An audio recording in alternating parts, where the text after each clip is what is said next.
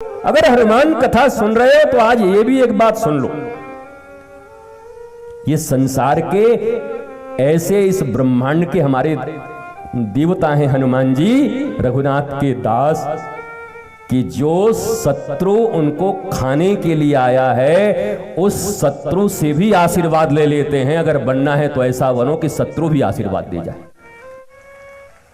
कितनी लड़ाइयां करोगे, कहां कहां लड़ाइयां करोगे, वो भी अपना ही है लेकिन अभिमान में मुंह फाड़ रहा है, खाऊंगी खाऊंगी। हनुमान जी ने ऐसा कर दिया कि अंत में सुरसा ने कह दिया, आशीर्वाद है पुत्र, जाओ जानकी जी को खोज कराओ।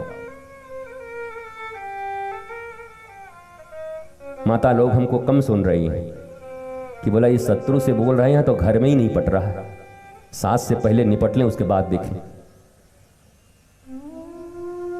आनंद तो तम है जब बहू भी कहे हमारी सासू मां की उम्र कम से कम 100 साल तो हो ही, ये न कहे कि अभी 50 की है कि बुढ़िया निपट जाए।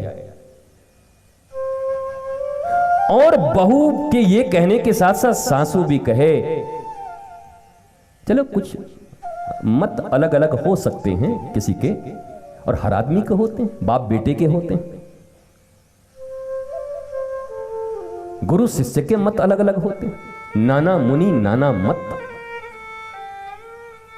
बुरा लग रहा है तो बता दे रहा हूं, राम जी के 2 गुरु, एक कुल गुरु कौन, वशिष्ठ, और दूसरे विश्वामित्र। इन दोनों के बीच रिलेशन कैसा था? 36 का आंकड़ा। पूछा जा सकता है कि महाराज आप लोग इतने बड़े गुरु होकर के 36 का आंकड़ा क्यों रखे हो? मत अलग हो सकते हैं, घरों में भी, समाज में भी, देश में भी, पर मत के अलग होने से हमारा मौलिक लक्ष्य हमें भटकना नहीं चाहिए। मौलिक लक्ष्य क्या है? जानकी। जानकी कौन है? सीता। सीता को क्या माना गया है? भक्ति और शांति का प्रतीक। ये रामचरितमानस या राम कथा का निर्माण ऐसे ही नहीं हुआ है। शांति के पास परमात्मा है, परमात्मा जिनके पास है उनके पास शांति ही शांति है। और लक्ष्मण जीवाचार्य कहे जाते हैं। लक्ष्मण को क्या कहते हैं? जीवाचार्य। जीवों के आचार्य हैं लक्ष्मण जी, गुरु। पर इन दोनों के होते हुए भी जानकी जी को क्या पसंद आया? सोने का मृग। थोड़ा तार्किक होकर सुनोगे तो समझ पाओगे। तत्व ज्ञान तो हमें भी है, तुम्हें भी है कि वो लीला कर रहे हैं। इतना ज्ञान तो भारत के पान बेचने वाले बच्चे को भी है, वो तुमको बताने की जरूरत नहीं है। यहां ज्ञान मत देना। पर तर्क की दृष्टि से देखो, परमात्मा जिनको उपलब्ध है और लक्ष्मण जैसे गुरु, जीवाचार्य, जीवों के आचार्य और पूर्ण भक्ति और शांति की स्वरूप जानकी जी सोने के हरिण के ऊपर में लट्टू हो जाती। मुझे यही चाहिए। परमात्मा को जब छोड़ोगे ना, सोने के लिए, गोल्ड के लिए, प्योर गोल्ड छोड़ करके 18 कैरेट का गोल्ड ढूंढ रहे हो? ठाकुर जी द्वार पर है और सोने का मृग ढूंढ रहे हो? साहस है महाराष्ट्र के वासियों तो सुनो, शायद तुम्हें समाधान मिल जाए। और राम जी के मन में यह भावना है कि आज तक जनक नंदिनी ने मुझसे कभी कुछ मांगा नहीं, जीवन में पहली बार कुछ मांगा है। अगर मैं न दे पाऊं तो यह ठीक नहीं है। नहीं तो दुनिया के छोटे से छोटे बुद्धू को भी पता है कि सोने का हिरण नहीं होता। क्या राम जी को पता नहीं है? क्या जानकी जी को पता नहीं है? क्या लक्ष्मण जी को पता नहीं है? पर तुम्हारे जीवन में भी ऐसी स्थिति जब उत्पन्न हो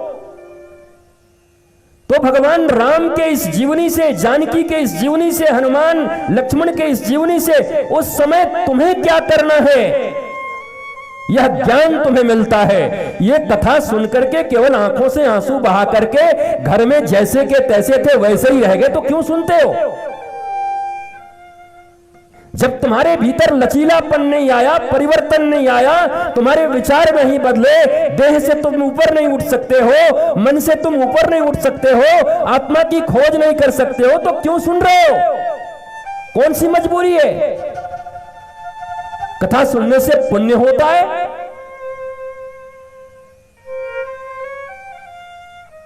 तो रावण तो रोज ही इतना पुण्य क्या करता था, बड़े बड़े यज्ञ, हवन, शिव जी का अभिषेक, ब्रह्मा के द्वारा सुनाए गए वेदों के ऋचाओं का पाठ।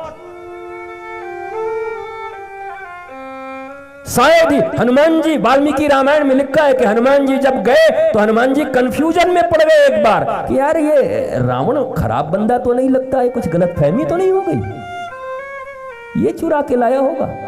रावण के बाहर के जेस्चर इतने अच्छे थे, कहीं यज्ञ चल रहा है, कहीं हवन हो रहे हैं, कहीं कुछ हो रहा है, कहीं और ये वो देख के हनुमान जी बोले यार जिसके राज्य में ऐसी चीजें चल रही है बंदा गलत तो नहीं होगा। बताओ, हनुमान जी ज्ञानी नाम अग्रगण्यम सकल गुण निदानम, वो भी बाहरी वेश देख करके कंफ्यूजन में आ गए। आज भारत के लोग भी बड़े कंफ्यूजन में हैं, कई बार दुनिया में यही कंफ्यूजन है।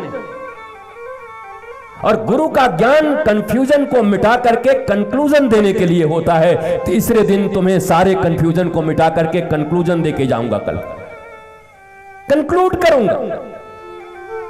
सूत्र तो तुम्हें चाहिए।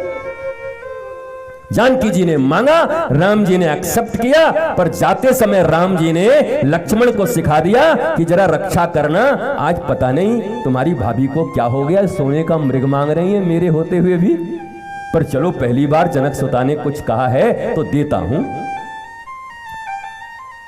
अब लक्ष्मण जी रह गए। आपको पता ही है वो मारीच था, वहां घटनाएं हुई, राम जी से थोड़ा युद्ध हुआ, राम जी ने, मारीच तो बेचारा महात्मा बन गया था, रावण ने जबरदस्ती मरवा दिया उसको। ताड़का सुबाहु मारीच को तो ऐसा मारा था पहली बार में कि पता नहीं कहां जाके गिरा था, तब से राम राम रटने लगा था। और रावण जब आया था तो रावण को सिखाया था कहां उलझ रहे हो, 14,000 लोगों को मार दिया, खरदूषण को मार दिया, जिस तपस्वी ने तुमको भी मार सकता है, मत उलझो। पर मारीच की बात कौन सुनता है। पर वाल्मीकि रामायण जब आप पढ़ोगे तो आपको पता चलेगा रावण पहली बार वापस लौट गया मारीच से सुन करके कि नहीं, मामा ठीक कह रहा है, मामा अच्छा ज्ञान दे रहा है। तो मामा ने अच्छा ज्ञान दिया, तब तक फिर पहुंच गई वो शूर्पणखा। और शूर्पणखा ने ये नहीं कहा जो आजकल व्हाट्सएप यूनिवर्सिटी में चलती है कि रावण ने बहुत अच्छा किया, अपने बहन का बदला लिया।